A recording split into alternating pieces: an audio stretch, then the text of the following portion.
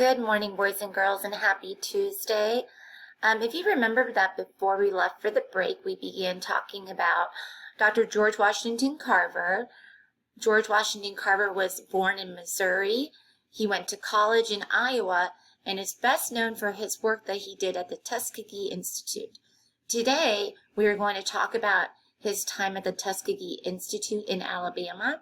So what I would love for you to do is to click over here to watch a quick video on his acceptance to the Tuskegee Institute.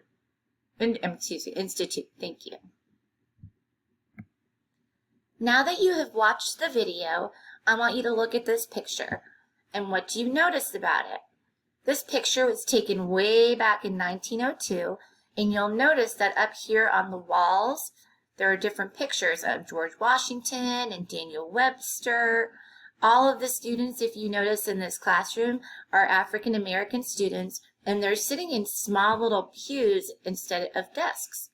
So my question is, why do you think it was important that George Washington Carver share his agricultural work with his students here at the Tuskegee Institute?